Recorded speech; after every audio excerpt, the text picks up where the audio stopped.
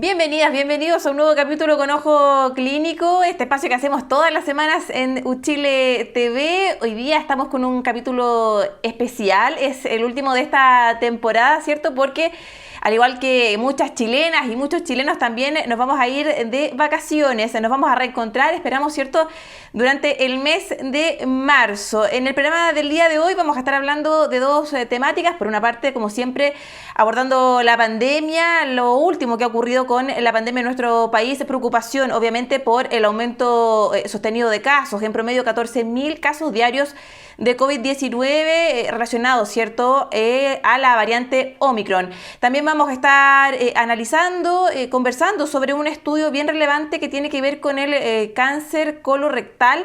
Vamos a estar hablando con una académica de la Universidad de Chile sobre un estudio que tiene que ver con las diferencias que se dan en los tratamientos, tanto en personas que están y son parte del sistema público de salud, ¿cierto?, desde FONASA, y también quienes son parte del sistema privado. Es parte de los temas. Vamos a estar también con nuestros datos de utilidad y mucho más en nuestro programa con Ojo Clínico. Recuerde que usted puede revisar nuestros programas, en los que ya hemos emitido más de 30 programas. Fíjese que hemos hecho con todo el equipo de Con Ojo Clínico, siempre hablando sobre salud. Usted los puede revisar en la cuenta en YouTube de la Universidad de Chile. También seguirnos, no solo a nosotros, sino que toda la programación del canal Uchile TV en el streaming uchiletv.cl. También estamos en todo el país a través de las señales digitales, puntualmente en la región metropolitana en el 11.2. De esta forma entonces comienza un nuevo capítulo con Ojo Clínico.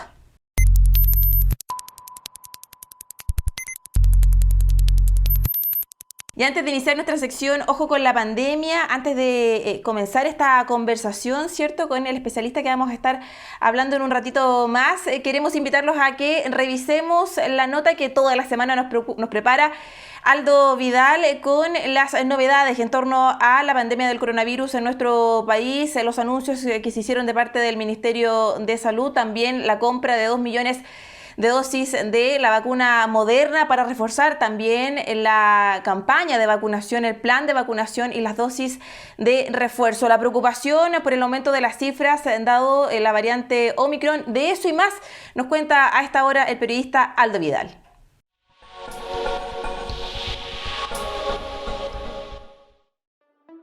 Estos son algunos de los hechos más relevantes relacionados con la pandemia ocurridos durante los últimos días. Los contagios por COVID-19 siguen al alza en Chile. Se trata de la peor semana desde el inicio de la pandemia, donde se alcanzó el pic de más de 18.000 casos nuevos en un solo día, la cifra más alta que ha tenido el país. Estamos ocupándonos de esto a través de un conjunto de acciones, donde siempre una de las principales medidas son las medidas sanitarias, de autocuidado, acciones de prevención que hemos repetido y hemos comunicado durante toda la pandemia: lavado de manos, mantener el distanciamiento físico, uso correcto de la mascarilla, junto a evitar aglomeraciones y preferir siempre las actividades al aire libre, más aún encontrándonos en pleno verano. La variación de nuevos casos confirmados a nivel nacional es de un 68 y un 323% para la comparación de 7 y 14 días respectivamente. Según la toma de muestras, las regiones con mayor positividad en la última semana son Tarapacá, Magallanes, Arica y Parinacota y Antofagasta. Debido a este rápido aumento de casos, el Ministerio de Salud reiteró el plan Si me enfermo, yo te cuido, que consiste en que los casos confirmados deberán notificar a sus contactos estrechos para que concurran a testearse antes de 48 horas. En este sentido, en virtud de optimizar los tiempos, es mucho más efectivo que el caso confirmado avise a sus posibles contactos estrechos de su condición, para que ellos puedan tomar medidas y hacerse un examen de diagnóstico que les permita confirmar o descartar la posibilidad de contagio a la brevedad. Un estudio desarrollado por científicos noruegos identificó 11 síntomas que produce la variante Omicron. El síntoma con mayor presencia fue la fatiga o cansancio, que estuvo presente en el 74% de los casos positivos y permaneció por 4 días. A este le siguió el dolor de garganta, que fue manifestado por el 72% de los sujetos y duró 3 días. El tercero fue el dolor de cabeza, que afectó al 68% de los infectados por un promedio de 2 días. El dolor muscular y la fiebre ocuparon el cuarto y el quinto lugar respectivamente.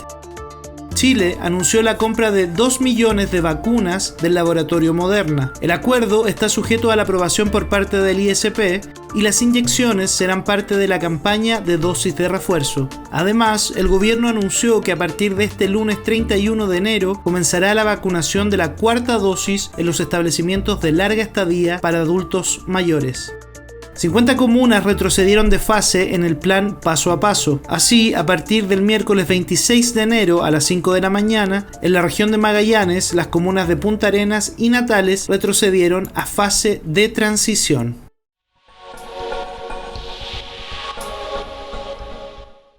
Y ustedes ya lo están viendo en pantalla, nos acompaña Ignacio Silva, él es internista, infectólogo del Hospital Barros Luco y también es académico de la Escuela de Medicina de la Universidad de Santiago de Chile. ¿Cómo está, profesor? Gracias por acompañarnos en nuestro programa. Muy buenas tardes. Hola, Maritza, muy bien, ¿y tú? Buenas tardes. Bien, profesor, partamos analizando este anuncio que se hizo algunos días, ¿cierto?, de parte del Ministerio de Salud, con esta nueva medida que consiste finalmente en que si yo estoy contagiado, sea yo misma quien le comunique a mis posibles contactos, ¿cierto?, cercanos, estrechos, de mi condición, una especie de autotrazabilidad, ¿cierto? ¿Qué opina usted de esta medida? Partamos por eso, ¿cierto? Y vamos hablando también de los otros cambios que se han hecho durante la última semana. Sí, mira, yo creo que lo importante es contextualizar este cambio que se da en un escenario de un aumento significativo de los contagios en una magnitud que no habíamos visto en las olas anteriores y que de cierta manera se puede escapar a la ya mermada trazabilidad que teníamos o capacidad de trazabilidad que teníamos previamente. Sabemos que uno de los puntos más débiles que ha tenido el manejo de la pandemia en nuestro país ha sido precisamente la trazabilidad. Entonces, ejercerla de manera óptima con las proyecciones de casos que han llegado a estimarse hasta 40.000 casos diarios, la verdad que es bastante complejo. Entonces, de alguna manera había que hacer algún cambio en el sistema. Ese es como el contexto. Pero personalmente me parece que de un día para otro endosarle la responsabilidad a la ciudadanía de hacerse cargo de la trazabilidad es un poco riesgoso, porque esto tiene que acompañarse de una muy buena campaña de educación, de comunicación de riesgo, que es otro de los puntos débiles que ha tenido el manejo de la pandemia en nuestro país. Y tiene que haber un periodo de preparación previa, porque es una responsabilidad grande hacerse cargo de la trazabilidad. Por nuestra parte, yo, como muchos de parte de la academia o los que hemos trabajado en la pandemia, sentimos que de alguna manera tendría que haber un acompañamiento por parte de la autoridad sanitaria en esta autotrazabilidad. Y pareciera ser, o al menos el mensaje que se ha dado, es que finalmente es un cuadro más leve lo que genera la variante Omicron, así que si es que usted se contagia no hay problema, lo más probable es que no requiera ningún otro cuidado, avise a la autoridad sanitaria si es que tiene algún contacto estrecho y bueno, y cuídese. Da un poco la sensación de que cuídese solo porque el cuadro es leve. Que probablemente no sea, y espero que no sea así, el mensaje que hay detrás de esto, pero así es como se interpreta. Y me parece que en este escenario de alta contagiosidad, el que la ciudadanía se haga cargo de la trazabilidad, lo más probable es que genere más contagios y que la situación se nos escape de las manos. Sí, de hecho, claro, usted hablaba de que esto es bien riesgoso, ¿cierto? Porque pueden aumentar los casos y eso obviamente es una preocupación. Y justamente la variante Omicron, una de sus características es que es una de las más contagiosas hasta ahora, ¿cierto? Con las mutaciones que ha tenido. ¿Es posible entonces hacer esta autotrazabilidad? ¿Es posible controlar la pandemia si en el fondo queda en manos de la persona contagiada? Avisar o no avisar, queda como en libertad de la persona y eso también puede generar que se le comunique o no a otro que posiblemente puede estar contagiado. Y dado, ¿cierto?, la velocidad además de los contagios de Omicron, es como bien extraño, ¿no?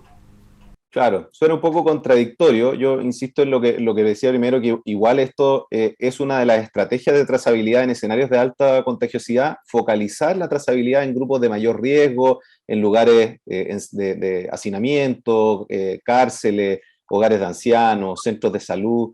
Es una estrategia que está considerada en estos escenarios, pero no es algo que se pueda hacer de un día para otro, como tú bien dices, en un escenario de alta transmisión y contagiosidad. Esto lo más probable es que genere más contagios y, insisto, en este mensaje de que es un cuadro más leve, probablemente hay una subnotificación y aumenten más los contagios. Y se siente un poco como que se tirara la toalla, como decir, mira, ¿saben qué? Ya perdimos el control de esta pandemia, así que bueno, apostemos a que los que están vacunados les va a ir bien y a los que no, y ahí vemos cómo nos arreglamos. Y la verdad es que si bien esta variante genera cuadros más leves, no es que todas las personas vacunadas van a tener un cuadro leve, la mayoría sí, pero se ha estimado que alrededor de un 2% de las personas contagiadas, aún estando vacunadas, van a necesitar una cama de hospitalización. Si yo tengo 1000 contagiados, como eran en las olas o cuando estuvimos en un buen momento hace un par de meses atrás, el 2% no genera un estrés al sistema asistencial. Son 20 casos diarios hospitalizados, eso lo podemos manejar con la cantidad de camas que tenemos. Pero si esto se transforma en 40.000 casos diarios, ese porcentaje, que sigue siendo el mismo, se transforma en miles de pacientes que necesitan camas hospitalarias diariamente. Y eso no tenemos la capacidad. Entonces, creo que minimizar la capacidad de contagio de esta variante y entregarle esta responsabilidad a la ciudadanía me parece irresponsable sin haber hecho algunos cambios previos para adaptarse a esta situación. Usted hablaba de las consecuencias del COVID, ¿cierto? Porque hay quienes plantean de que se entrega esta sensación, esta falsa sensación de, bueno, hay que contagiarse, o sea, se va a contagiar, pero es leve, es como un simple resfrío, pero hay quienes plantean también de que el COVID tiene ciertas consecuencias que pueden ser a largo plazo, este COVID persistente. En el fondo también poner sobre la mesa este contrapunto, ¿no? Que si bien yo estoy vacunado, tengo una protección mayor, no significa que sí o sí me puede dar de manera leve o que no quede con una consecuencia a largo plazo también, entregar como esa información, ¿no cree? Claro, eso también es súper importante, Maritza, que si bien, como hablábamos antes, igual va a haber un porcentaje de personas que necesiten cuidado intensivo, que pueden fallecer, es probable que sean pocos, pero también las personas que tienen cuadros leves pueden generar algún tipo de consecuencia en relación al COVID. Se ha hablado poco, pero es muy importante del COVID persistente o el famoso long COVID, que puede generar complicaciones graves y a largo plazo. Y las personas que tienen cuadros leves, incluso estando vacunados, no están libres de presentar estas complicaciones a largo plazo. Es un virus que hemos estado aprendiendo y que hemos aprendido que es más allá de la infección del momento. Y tenemos que hacer todo lo posible para evitar que eso siga pasando. Profesora, ¿quiénes plantean que pasando esta ola, cierto, de Omicron, con lo que está pasando en Europa y también en nuestro país, obviamente ellos están en invierno, nosotros estamos en verano, ¿cierto? Es distinto. Estaríamos ya como en la última etapa de la pandemia. ¿Comparte eso usted? No, yo creo que es una mirada que surge de países con altos recursos como el nuestro, donde tenemos una alta cobertura de vacunación y probablemente si se mantiene la circulación viral los casos sean leves. Pero uno tiene que salir de eso y pensar en que en cualquier momento puede aparecer una nueva variante, que puede ser más grave o puede ser más contagiosa o puede ser que las vacunas que hoy día utilizamos ya no sirvan para esta nueva variante. Y estas nuevas variantes se producen en los países con menor ingreso, que tienen una muy baja cobertura de vacunación.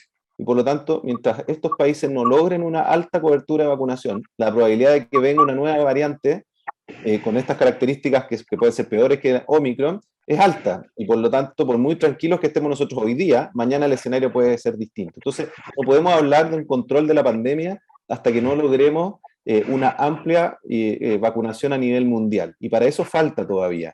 Y ahí, cuando tengamos esa cobertura de vacunación en los países más pobres, ahí recién podemos decir, mira, hasta acá nomás llegamos, ya no hay mucho más que podamos hacer. Pero insisto que para eso todavía nos queda un tiempo. Bueno, de hecho, esa es una de las lecciones de la pandemia, ¿no? De que no hay que ser individualista, sino que hay que mirar también el contexto y lo que está pasando en otros países. Volvamos al tema de la trazabilidad, profesor. Uno de los argumentos que entregaba la autoridad sanitaria, ¿cierto?, tenía relación con que mantener una trazabilidad como la que estábamos haciendo, ¿cierto?, que a uno lo llamaban desde el ministerio, ¿cierto?, y se hacía como esta confirmación telefónica y los contactos estrechos y todo eso, que da la velocidad de los contagios. Por esta nueva variante eso era un poco imposible de hacer, ¿cierto? Y que era mejor esta autotrazabilidad. ¿De qué manera deberíamos entonces realizar este proceso que es tan importante para el control de la pandemia, para ir bajando los contagios? ¿Debería seguir existiendo este call center que teníamos, este sistema de trazabilidad, reforzarlo o también llamar a la conciencia ciudadana, ¿cierto? Y que cada uno de nosotros sea lo suficientemente responsable de ir avisando en caso de hacer una mezcla de ambos? ¿Cómo lo ve usted? Yo creo que el control de la pandemia depende de todos y todas, no solo de la autoridad sanitaria. Por cierto que son ellos quienes están encargados de velar por nuestra salud y por la salud pública, pero también hay una cuota de responsabilidad de cada uno en que esto se logre. Entonces, de todas maneras que hay parte de esa responsabilidad que tiene que asumirla la ciudadanía, sin duda, pero tiene que tener los elementos para hacerlo. Tiene que estar educada, tiene que saber de qué estamos hablando, cómo hacerlo, tiene que haber un canal de consultas previas. Esto no es, mira, yo cierro la oficina o cierro el call center y métase a la página web para saber más datos, que sabemos que la información no está muy clara, está muy repartida. No hay un teléfono o una forma fácil de acceder, si bien existen, están frecuentemente saturados. Me parece que uno de los primeros problemas que vimos con la trazabilidad fue haberle quitado el protagonismo a la atención primaria, y eso es fundamental. Nosotros vivimos inmersos en una comunidad. Cada uno vive en un barrio, en una comuna, en un lugar preciso, acotado, que todo en Chile, que tiene un muy buen sistema de salud en la distribución, todo lugar tiene vinculado un centro de salud, un consultorio, un CEFAM, y son ellos quienes mejor conocen a su comunidad y tienen acceso, tienen los teléfonos, saben dónde viven. Entonces, el haber quitado ese centro, haberlo focalizado en estos call centers a nivel de Seremi, por supuesto que hace imposible tener una trazabilidad con 40.000 casos diarios o los 15.000 de hoy día. Pero si esto estuviera focalizado en atención primaria a nivel comunitario, a nivel de los barrios, sería mucho más fácil hacerlo. No digo que esa sea la única respuesta, pero sin duda que eso es una de las principales herramientas. Y lo otro es tener acceso a exámenes diagnósticos de manera masiva y gratuita, no solo la PCR, que sabemos que se satura, ese es el gran problema. O sea, los laboratorios tienen una capacidad finita de procesar PCR, pero el test de antígeno en otros países se utiliza ampliamente, en algunos estados, en Estados Unidos, en las universidades, en algunos centros de educación, tienen máquinas dispensadoras de antígeno gratuito para los estudiantes, donde si tienen cualquier síntoma o si tuvieron un contacto estrecho, van, sacan un test y se hacen el examen y inmediatamente saben qué hacer. Hay educación para saber qué es lo que tienen que hacer y está el recurso para hacerse el examen. Creo que eso no es una cosa, no es ciencia ficción, es algo que se puede implementar. Y estoy confiado también en que las nuevas autoridades van a tomar las medidas necesarias para generar estas nuevas políticas en estos escenarios de alta transmisión también. Sí, de hecho, con esto del aumento de casos, bueno, más de algunos de nosotros tiene algún contacto, algún familiar, algún amigo que está contagiado, y uno se ha dado cuenta también de la imposibilidad de encontrar un PCR a tiempo, ¿cierto? Porque obviamente hay una alta demanda. Hacer este tipo de cambios, este tipo de modificaciones, ¿cree usted que también pueden confundir a la población? Lo hablábamos al principio, ¿cierto? Una comunicación de riesgo también importante, ha sido uno de los talones de Aquiles, ¿cierto? Como se dice popularmente dentro de esta administración.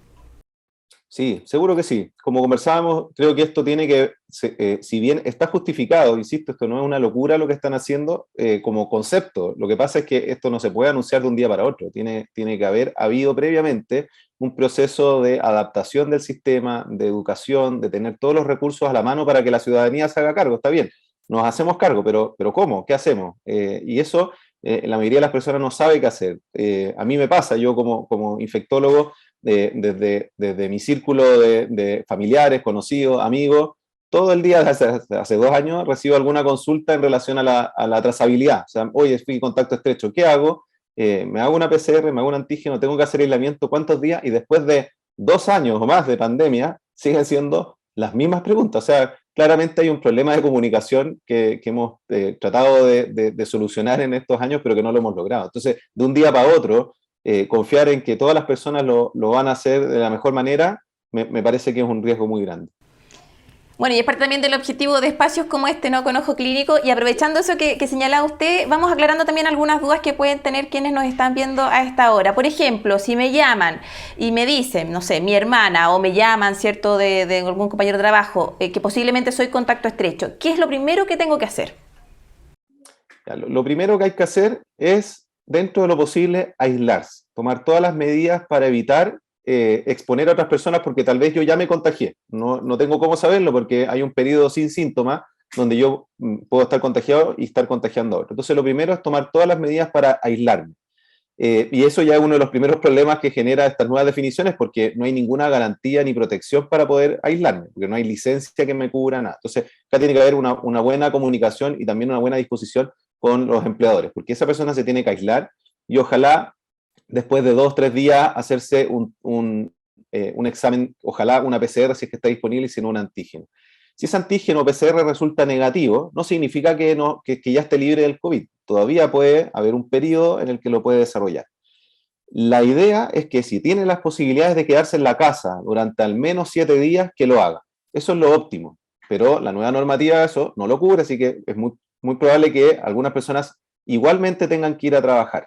Si es así, tienen que tomar todas las medidas para asumir que tal vez están contagiados. Usar muy bien la mascarilla, mascarillas adecuadas, ojalá una mascarilla de uso médico, que puede ser una mascarilla quirúrgica, cambiándola frecuentemente cada 4 horas, o una mascarilla N95, KN95. Y por al menos 7 días evitar todas las reuniones sociales, evitar sacarse la mascarilla, comer aparte, si es que en el trabajo tengo que comer, evitar exponer a otras personas a un eventual contagio, ¿ya? Y obviamente si es que en ese test PCR o antígeno que me hice los primeros 2 días del contacto resulta positivo, bueno, ahí me transformo en un caso positivo, tengo que hacer el aislamiento correspondiente ahí sí estricto en domicilio por 7 días y eso sí hay una licencia médica que lo respalda. Y ahí en el caso de, claro, doy positivo, estoy en mi casa, comparto mi vivienda con 2 o 3 personas más, lo ideal es aislarse. ¿Qué otros cuidados prácticos tengo que tener a la hora, por ejemplo, de alimentarme, ocupar quizás mi propio utensilio, idealmente tratar de tener un baño solo para mí, si no, hacer una buena desinfección? ¿Qué otros datitos también prácticos podemos entregarle a quienes están en esta situación y están enfrentando esto, ¿cierto?, desde el interior de sus hogares? Sí, con el tiempo hemos aprendido que el contagio a través del contacto con objetos, utensilios, es bastante poco frecuente, poco probable, ¿ya? El contagio sobre todo a través de las secreciones respiratorias. Entonces, lo principal es lograr aislarme, ojalá en una habitación independiente, y hacer mi vida en esa habitación bien ventilada, aprovechar el clima también, dejar siempre las ventanas abiertas, y si es que voy a salir de ahí, salir con mascarilla siempre y bien utilizada. No es necesario, o sea, uno igual los utensilios que usa para comer los lava, con eso basta y sobra, o sea, obviamente en general no comemos del mismo plato de otra persona, así que con COVID o sin COVID, pero por supuesto que en esto hay que ser más enfático y evitarlo y lavar la loza, pero no es necesario tener algo independiente. Lo mismo el baño, mientras yo vaya al baño con la mascarilla bien puesta y se pueda ventilar, no hay ningún problema. Creo que lo más importante es la ventilación del espacio donde está la persona infectada y que al salir de ese espacio usar la mascarilla y las personas con las que va a tener contacto también. Hablemos también sobre los síntomas. La fiebre puede ser predominante. Había un estudio que hablaba de cerca de 10, 11 síntomas, dolor muscular. ¿Cómo lo identificamos y ante qué situaciones ponernos en alerta y recurrir a un centro también asistencial? Eso, Marisa, es una súper buena pregunta, porque una de las cosas que ha cambiado con la variante Omicron es que ya no es este cuadro tan grave que veíamos en los primeros casos de COVID, con fiebre alta, dolores musculares, dificultad para respirar y mucha tos, que era como lo clásico del COVID previo. Hoy día, con las mutaciones del virus y además el hecho de estar vacunado, hacen que la mayoría de los casos de COVID sean igual, indistinguibles de un resfrío común. Congestión nasal, mucosidad, un poco de dolor de garganta, malestar general, pero no eso que te dejaba botado y sin respirar, o sea, es mucho más leve. Y eso ha hecho que se subestime un poco los casos y que no consulten, me digan, no, si esto es un resfrío nomás. Ese resfrío nomás hoy día es COVID. O sea, es mucho más probable que sea COVID a que sea cualquier otro virus. Entonces, ante cualquier síntoma, por muy pequeño que sea, pero que yo me sienta resfriado o agripado, yo soy sospechoso de COVID y tengo que ir a hacerme un examen. Eso, y lo decía usted, profesor, es importante el uso de mascarilla, la mascarilla correcta, ¿cierto? Y si no estoy contagiado, igual evitar aglomeraciones, tomar todos los resguardos. Estamos en verano, uno está con la intención también de compartir con otras personas, pero idealmente que lo hagamos al aire libre, ¿cierto? Y tomando todos los resguardos. Sí, sobre todo ahora, con esta nueva ola de contagios, tratar de evitar las reuniones sociales masivas, juntarse en grupos pequeños, como bien dices tú, al aire libre, tratar de durante todo el tiempo usar mascarilla. Si no estoy usando mascarilla porque estoy comiendo algo, tomando algo, estar bien lejos, ojalá 1,5 metros, 2 metros de distancia, incluso estando al aire libre. Y lo más importante es eso, reuniones en grupos pequeños, al aire libre, mucha ventilación, buen uso de la mascarilla, evitar las mascarillas caseras, estas de género que usamos durante un tiempo, tal vez las puedo usar para ir caminando por la calle, paseando el perro, o por un trayecto así al aire libre, pero si voy a estar en un lugar con más gente, sobre todo si es un lugar cerrado, la locomoción colectiva, la oficina, la escuela, universidad, instituto, usar mascarilla quirúrgica o de las otras que también están recomendadas, N95, KN95. Así es, hay que cuidarse, esto no ha pasado todavía, depende de todas nosotras y todos nosotros, ¿cierto?, para salir pronto de esta pandemia. Le queremos agradecer, profesor Silva, por ser parte de nuestra comunidad en Con Ojo Clínico y bueno, lo vamos a estar invitando nuevamente para que sea parte de nuestro programa durante este año. Encantado de colaborarles y muchas gracias a ustedes por la invitación. Que estén muy bien. Igualmente, que le vaya bien. Chao, chao.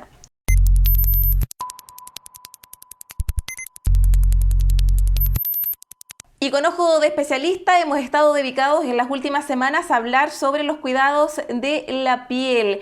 ¿De qué se tratan las alergias? ¿De qué manera podemos controlar una alergia? ¿Qué significa ser atópico, atópica? Bueno, eso nos cuenta el doctor Rodrigo Luis. Él es dermatólogo de la Universidad de Chile y en la siguiente cápsula, en el siguiente video, nos explica un poquito más con respecto a las alergias.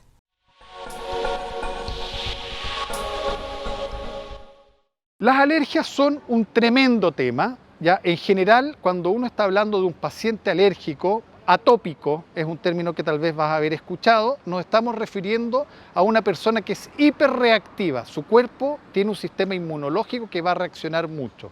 Los pacientes atópicos son muy frecuentes en la población y puede ser 1 de cada 5, y no es 1 de cada 5 niños, 1 de cada 5 personas al azar, sino que son familias. Mi abuelito, mi mamá, yo, mis hermanos y mis hijos van a ser alérgicos y van a ser atópicos. Esa alergia se puede manifestar en distintos órganos. De chico, en la nariz, la rinitis, la bronquitis obstructiva, los niños que hacen asma, que son asmáticos, y las dermatitis, que es cuando se inflama la piel. Esa inflamación de la piel puede ser por reactividad, por ejemplo, una picada de bicho. Una abeja nos puede dar problema a todos, pero hay niños que se los comen los zancudos y a otros que no, que se los comen las pulgas, a otros que no. Ese niño es alérgico. Ojo, si es que me enroncho mucho, soy alérgico y tengo que ir a prevenir, desde evitar el insecto a tener un tratamiento adecuado. Esa alergia además la podemos tener a través de otros mecanismos, por ejemplo, la irritación por los productos químicos. De guagüita nos lavan la ropa con productos, jabones neutros, ropita de algodón, pero en la medida que crecemos nuestra ropa empieza a ir y como niños chicos la ropa va toda al mismo balde. Cuando lavamos los detergentes, el exceso de detergente, el exceso de jabón, el exceso de producto de limpieza puede irritar la piel y provoca las dermatitis. Y ahí vamos a tener las dermatitis de contacto, que son un tipo de alergia donde hay gente que es sensible o alérgico a algunos productos. ¿Cómo reconocerlo? De repente la niñita de 13, 14 años que se pone un aro de fantasía y le da alergia, ¿ya? O se le infecta la oreja y puede ser alérgica a un metal que se llama níquel. Y vamos a tener que evitar los broches, los pantalones, los cinturones y tomar medidas de prevención.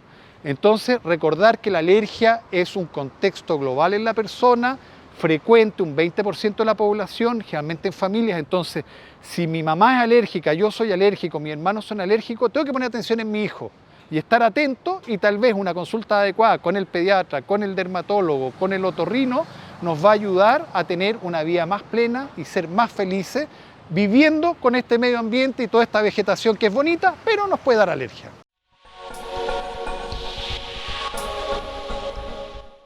Y con esta interesante información vamos a hacer una breve pausa en nuestro programa Con Ojo Clínico. A la vuelta vamos a estar hablando de un estudio bien relevante que tiene que ver con las diferencias que se dan entre el sistema de salud, cierto, público y también el privado. Vamos a estar hablando con una académica de la Universidad de Chile. Vamos a una pequeña pausa comercial. Ya regresamos con Ojo Clínico.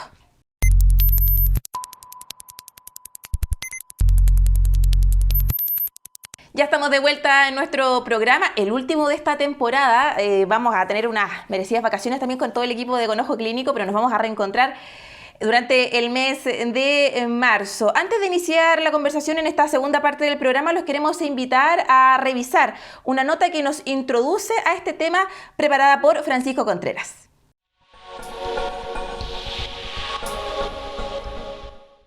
El cáncer colorectal es la tercera enfermedad maligna más frecuente en el mundo. En algunos países con programas de detección establecidos, su incidencia y mortalidad ha disminuido y la supervivencia ha mejorado. El cáncer colorectal es más frecuente en países desarrollados o en vías de serlo, y el principal factor de riesgo es la edad. Más del 90% de los casos se dan en mayores de 50 años. Se asocia con el sedentarismo, obesidad, tabaquismo, consumo excesivo de alcohol y una alimentación baja en frutas y verduras y alta en grasas. El mayor número de los casos de cáncer colorectal se origina en una lesión denominada pólipo, que es una elevación de la pared del intestino formado por células que se desarrollan y multiplican más rápido que el resto. Una vez que el cáncer se ha desarrollado, puede invadir toda la pared del intestino afectado y dar metástasis a otros órganos.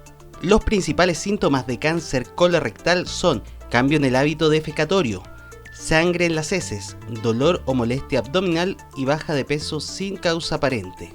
En Chile, entre el 2009 y 2018, se registraron 99.846 egresos hospitalarios en Chile asociados a cáncer colorectal, correspondiente a 36.649 pacientes. En el mismo periodo, 24.154 personas murieron con diagnóstico de cáncer colorectal. Se observó un aumento constante y casi lineal de la incidencia, la mortalidad y la prevalencia.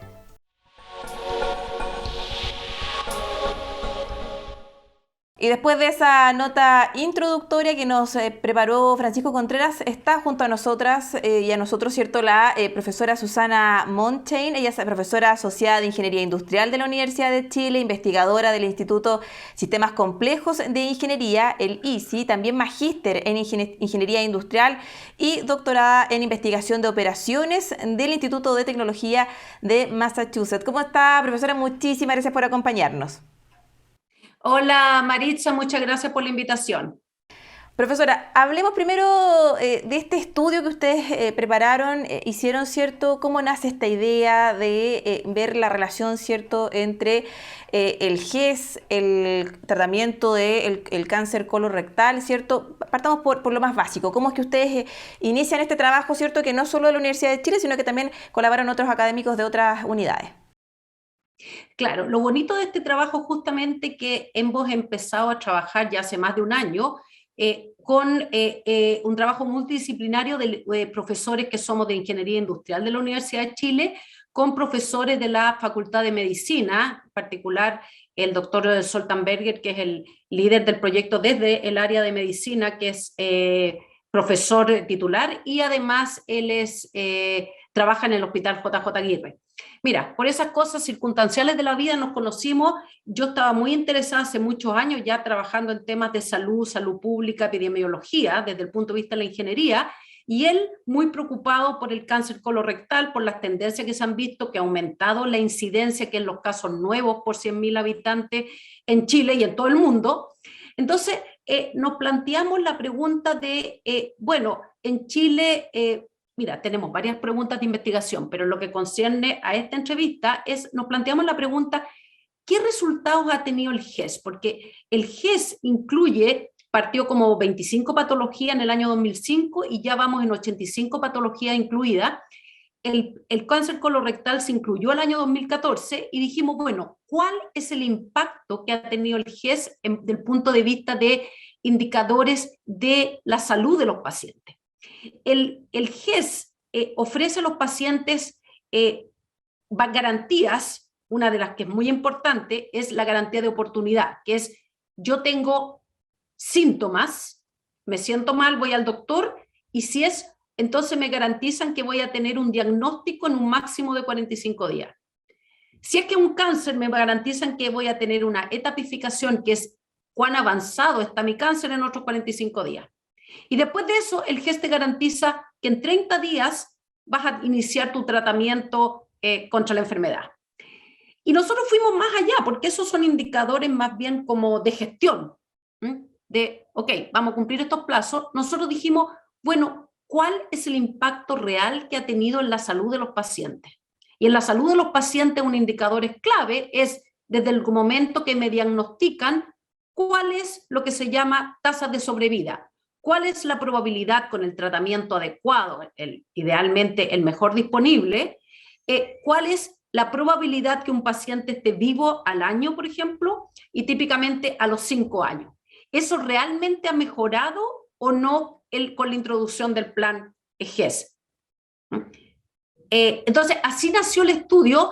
Si quieres te cuento un poquito más, pero esa fue como la idea central, y hicimos un muy buen equipo donde ellos tienen, además trabajan 2 médicos jóvenes, Camila Stay y Christian von Julenbrock, y de nuestro departamento tenemos a un estudiante de doctorado que es extraordinario, Felipe Zubiabre, y además tenemos a una exalumna, pero que hoy en día es profesora de la Universidad de los Andes, que es Natalia Yang. Y así armamos un equipo que hemos trabajado semanalmente, en que ha sido muy interesante esto como la unión de conocimientos de 2 disciplinas que realmente tradicionalmente no se tocaban.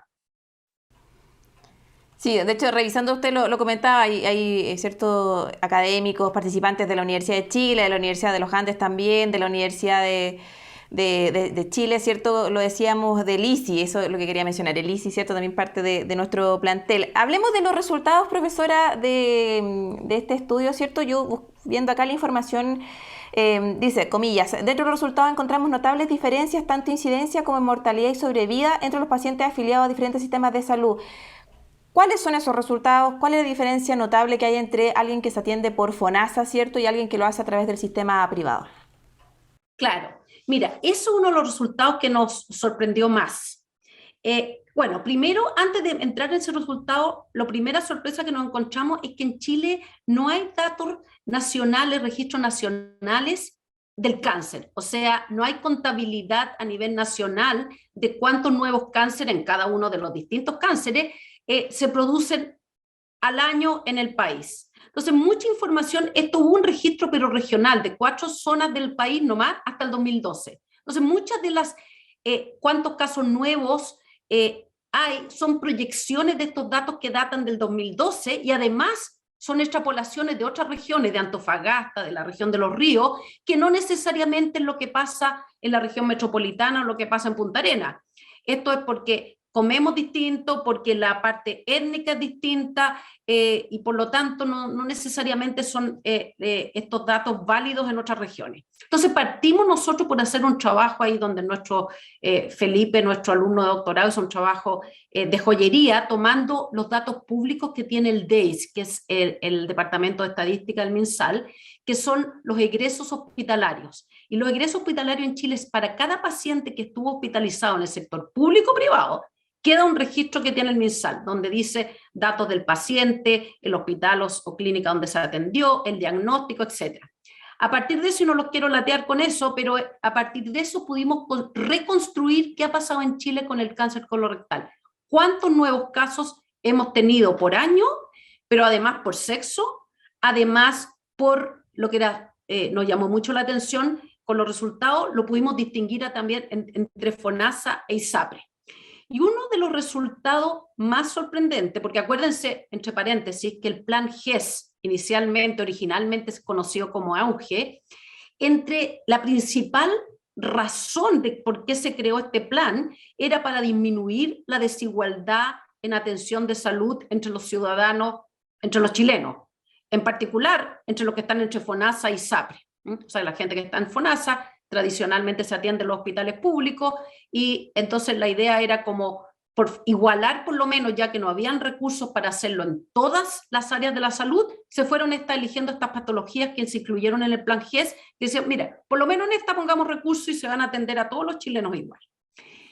Cosa que probablemente se ha hecho, se han cumplido los plazos en mayor o menor grado, pero lo que nos sorprendió cuando hicimos el estudio es que la sobrevida de los pacientes que están en ISAPRE a los 5 años, que es una estadística bien típica si tú buscas para el resto del mundo, la gente que estaba asociado a ISAPRE tiene una sobrevida del 68%. O sea, de todos los pacientes que le diagnosticaron cáncer y están afiliados a un ISAPRE, el 68% de esos pacientes estaba vivo después de 5 años.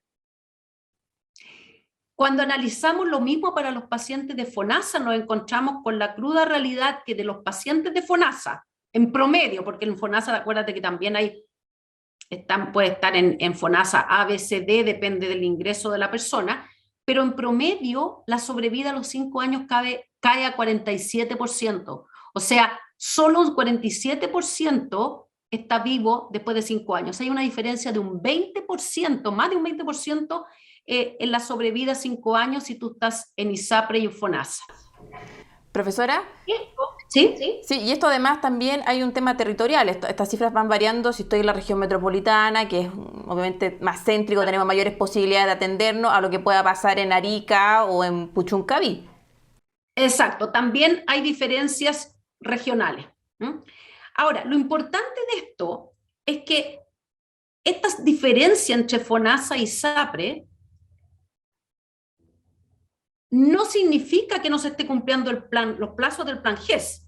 Es probable que se estén cumpliendo y en la misma medida para la gente de FONASA y ISAPRE, o sea que el porcentaje, no tenemos ninguna razón para especular que el porcentaje que se cumple en ISAPRE es diferente al de FONASA.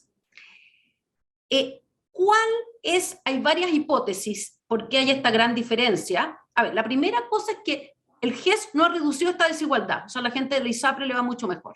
Entonces, ¿cuál es la hipótesis que uno baraja? Bueno, hay un tema de que la gente en FONASA tiene un ingreso o está en un nivel socioeconómico menor que en ISAPRE.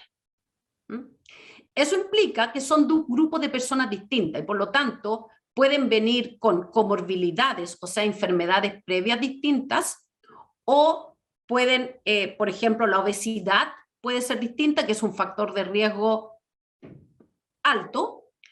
El alcohol, el tabaquismo, etcétera, podría ser que los dos grupos sean distintos en eso. Sin embargo, acá estamos viendo la sobrevida de personas que ya han sido diagnosticadas con cáncer. O sea, no estamos viendo la incidencia, que es a cuántas personas les va a dar cáncer. Estamos viendo, dado que tienes dos grupos que ya tienen cáncer, un grupo sobrevive más que el otro. Entonces, uno puede pensar, bueno, aún puede ser que el grupo que está en FONASA tenga una obesidad o comorbilidad más alta y tolera menos los tratamientos y por lo tanto se mueren más. Y efectivamente puede ser así. Sin embargo, la hipótesis más fuerte que barajamos y donde estamos haciendo un trabajo ahora que está en curso, que es la prevención. Y que por lo tanto, fíjate que los cánceres que están incluidos en GES están considerados desde la sospecha diagnóstica, no es preventivo. Y el cáncer colorectal se puede prevenir si tú te haces colonoscopías como un adulto sano. ¿Por qué? Porque el cáncer de colon en realidad parte como un pólipo benigno que si se saca a tiempo ni siquiera puede evolucionar a cáncer. Pero incluso si evolucionó a cáncer y yo hago una colonoscopía sin tener ningún síntoma, porque cuando en el estado 1 el cáncer bien inicial prácticamente no tiene síntomas, tú eres capaz de sacar ese pólipo y la sobrevida es prácticamente como una persona que no haya tenido cáncer. Entonces, ¿qué es lo que pasa? Que en Chile no existe una política de prevención del cáncer colorectal.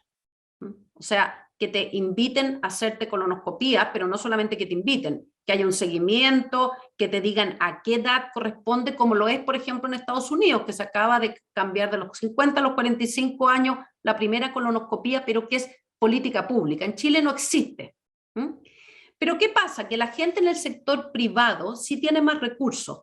Entonces, un poquito dependiendo del doctor, de los casos particulares, la gente sí se hace, quizás menos de lo que debería, pero se hacen colonoscopías preventivas. Entonces, perdón, para terminar la idea nomás, nuestra hipótesis es que la gente se le da el tratamiento adecuado con el GES, pero la gente que está en FONASA llega al diagnóstico con un cáncer mucho más avanzado y por lo tanto sobrevive menos. Tal cual, muy interesante este estudio que ustedes han realizado. Solo para agregar algunos datitos, bueno, el cáncer colorectal es la tercera enfermedad maligna más frecuente, ¿cierto?, en el mundo, y usted hablaba de los datos, ¿cierto?, que consiguieron, y entiendo que fueron cerca de 99.000 los egresos hospitalarios que, ¿cierto?, asociados a esta enfermedad, los que se revisaron, ¿cierto?, para tener estos datos. La quiero llevar, profesora, a justamente lo que estábamos hablando. Hay una consulta que nos llega a través de redes sociales, a través de nuestra cuenta en Instagram, que es @UchileTV, y nos preguntan, ahí está apareciendo en pantalla, ¿la calidad del tratamiento contra un cáncer como este que estamos hablando particularmente es igual si tengo FONASA o no ISAPRE? Bueno, ahí parte también del estudio nos mostraba estas diferencias, ¿no? Bueno, en teoría, Maritza, tiene que ser el mismo, o sea, básicamente el mismo. Entonces, esa es como la gran gracia de GES, que esa era la concepción inicial. La gente, independiente de sus ingresos, va a tener el mismo tratamiento. Pero el problema que creemos, que no solamente sucede en el cáncer colorectal, también lo hemos estudiado en el cáncer de mama, no incluye prevención. Y por lo tanto, la gente, hay datos de CACEM, por ejemplo, con el cáncer de mama, que la gente en el sector privado sí se realiza más medicina preventiva. Entonces, si tú, por ejemplo, tienes algún síntoma, a lo mejor, o tú, incluso tu doctor en el sector privado te dice, pague los 300.000 pesos, lo que cueste la colonoscopía, y hágase una para estar seguro de que por prevención, mire que en Estados Unidos se hace así. La gente en el sector público, o sea, los que están en FONASA, no tienen esos recursos y no está cubierto por FONASA. Y por lo tanto, en el fondo, fíjate que el gran problema que nosotros creemos que GES debe incorporar es la prevención en las patologías donde la prevención sea efectiva, que es, por ejemplo, el cáncer colorectal. O sea que realmente creemos que este gap, esta desigualdad de sobrevida, un factor tremendamente importante es que la gente del sector público, de FONASA, llega al momento cuando le diagnostican, llega ya con un cáncer más avanzado. Y por lo tanto, a pesar de que te den el tratamiento de punta en los dos grupos, te va a ir peor, porque a la gente de ISAPRE también le iría peor si estás con un cáncer estado 3 o estado 4, ya metastásico. Y por lo tanto, nosotros, la gran conclusión que estamos sacando de aquí es que el GES no eliminarlo, pero hay que mejorarlo, tienen que incluir la prevención. Ahora, estamos, como te decía, justamente nosotros en este minuto, haciendo un estudio para determinar, a pesar de que los datos no hay un registro, como te decía, nacional, pero tratar de estimar qué porcentaje de la población llega en cada uno de los estados del cáncer en el sector público y privado, para obtener evidencia que efectivamente la gente en el sector público llega más enferma. Y por lo tanto, le va a ir peor nomás. Además, bueno, lo mencionábamos ahí, ¿qué pasa puntualmente con la región metropolitana? ¿Qué pasa con las otras regiones? ¿Hay también factores socioeconómicos, factores medioambientales? También el estudio de ustedes, ¿cierto?, muestra diferencias con respecto a esta enfermedad. Sí, mira, definitivamente es mejor enfermarse en la región metropolitana. Yo creo que hay mejores hospitales, etcétera. También hay factores que, por ejemplo, hay regiones en Chile, como que la incidencia, que son los casos nuevos por 100.000 habitantes, o sea que está normalizado, por un grupo de 100.000 habitantes, ¿cuántos se te enferman cada año? Y hay mayor incidencia hacia el sur, o sea, las regiones, por ejemplo, si tú te vas a Magallanes, hay más cáncer colorectal. Eso puede ser por la composición, porque no es homogéneo la población en Chile, la parte étnica. Hay regiones con más indígenas, más mapuche, hay otras regiones con más influencia europea, y también factores ambientales que no se conocen tan bien, así como para determinar el impacto. Como te decía, también la obesidad, el alcohol, etc. La otra cosa, Maritza, que te quería mencionar, que también con los médicos con que trabajamos, me decían que ya se sabía a nivel mundial, pero que lo encontramos también en los datos chilenos, que está aumentando la incidencia en la gente joven. Este es un cáncer donde más o menos la incidencia mayor, el promedio en que se diagnostica, nosotros calculamos más o menos son de 66 años, a nivel promedio en Chile. Sin embargo, ahora si tú desglosas por grupos etarios, se está viendo un aumento en la incidencia en los casos jóvenes. Y peor, aún, no sabemos si es más agresivo, pero viven un poquito menos que si tuvieras 40, 50 años.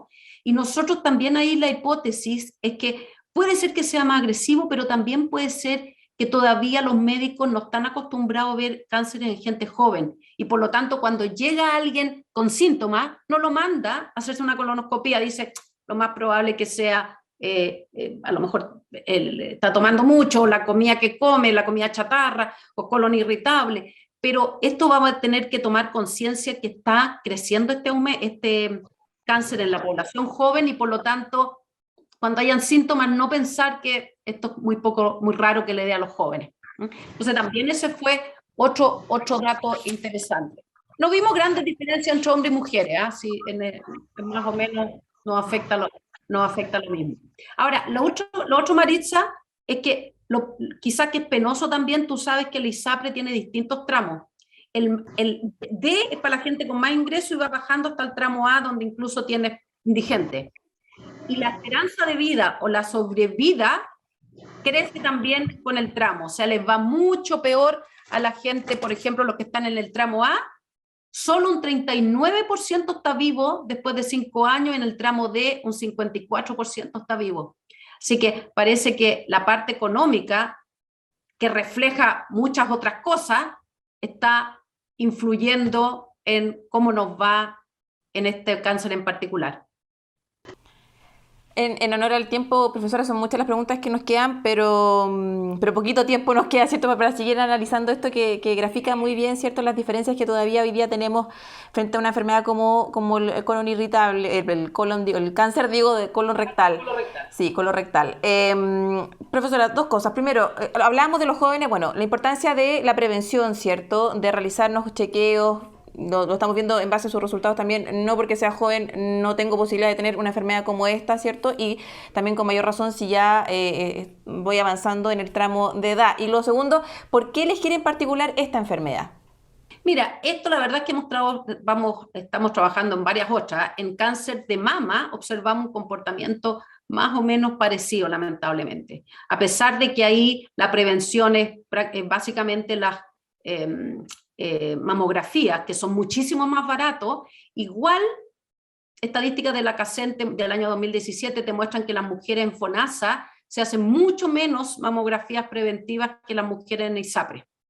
Entonces, hay un tema de accesibilidad, de recursos, de educación. Entonces, yo lo que diría es que esto es una política pública que hay que cambiar. O sea, no es solamente informarle a la gente, hágase prevención, sino que tiene que ir una política pública que ponga los recursos, no solamente para los usuarios, para los pacientes, sino que recursos en crear, en formar más colonoscopistas, lo que me decía el doctor Berger, que si empezáramos a hacerle a todos los chilenos no habrían suficientes médicos capaces de hacer colonoscopía.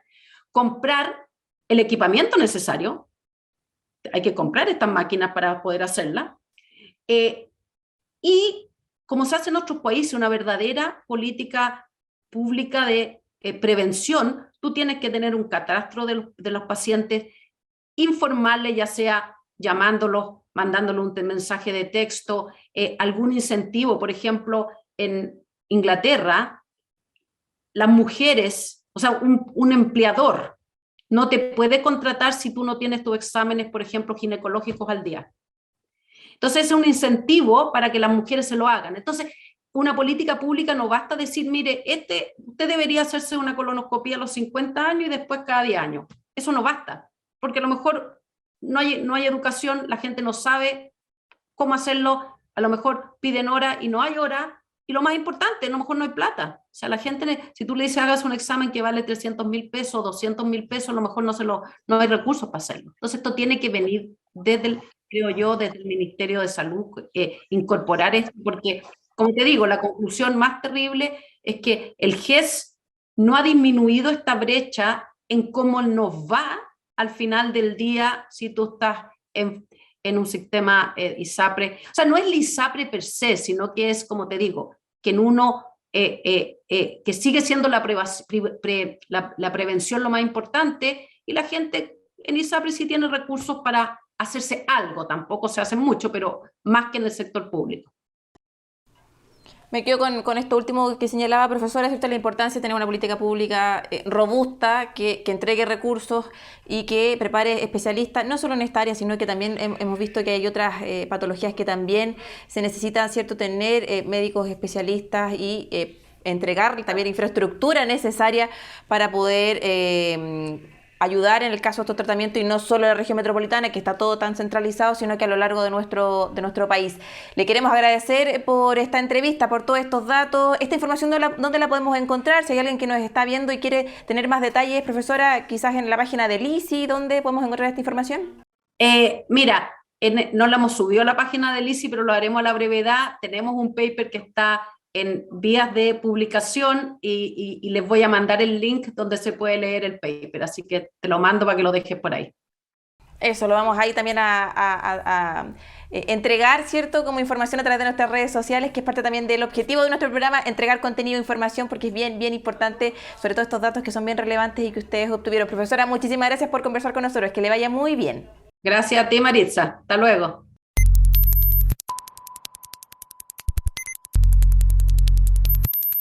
Y en el dato de utilidad de esta semana vamos a hablar sobre la cuarta dosis de refuerzo o segunda dosis, ¿cierto? De refuerzo, para ser más específicos. Este proceso comenzó este 24 de enero puntualmente, primero con los funcionarios y funcionarias, el personal de salud, y también con las personas inmunocomprometidas mayores de 12 años. La idea, obviamente, después seguir también con los mayores de 55 años. Están administrando dosis de las vacunas Sinovac, también de la vacuna Pfizer y también AstraZeneca. Es parte del plan de vacunación, ¿cierto?, que tenemos que seguir todas y todos. Algunos datos de utilidad bien importantes. Desde el 24 de enero al viernes 28 de enero reciben la cuarta dosis personas inmunocomprometidas que hayan recibido su dosis de refuerzo hasta el 26 de septiembre del 2021, y también funcionarios y funcionarias de la salud del sistema público y privado que hayan recibido su dosis de refuerzo, la primera dosis de refuerzo, ¿cierto?, hasta el 26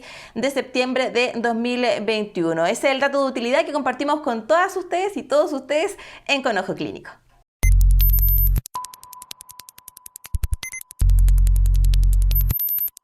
Y hasta acá llega esta edición de nuestro programa Con Ojo Clínico. Como siempre, agradecerles a todas, a todos por ser parte de nuestra sintonía, por acompañarnos semana a semana en este espacio que hacemos siempre pensando en temas de salud, en entregarles información, contenido, en hacer comunidad, ¿cierto?, en torno a la pandemia, y también abrirnos a otros temas que tienen que ver con la salud de las personas. Nosotros vamos a tener unas merecidas vacaciones, ¿cierto?, con el equipo de Con Ojo Clínico, para volver recargados con mucha energía durante el mes de marzo, ¿cierto?, y ser parte también de la programación que tiene nuestro canal Uchile TV. Les deseamos a todos un merecido descanso, vacaciones para quienes todavía no han tenido días, ¿cierto?, de relajo, quienes ya los tuvieron a seguir, ¿cierto?, informándose con nuestro canal, con nuestra señal, ¿cierto?, en Santiago, en la región metropolitana y también a lo largo de todo nuestro país. Nosotros nos reencontramos próximamente, ¿cierto?, en nuestro espacio Con Ojo Clínico. Que estén muy bien todas y todos. Nos reencontramos en marzo. Chao, chao.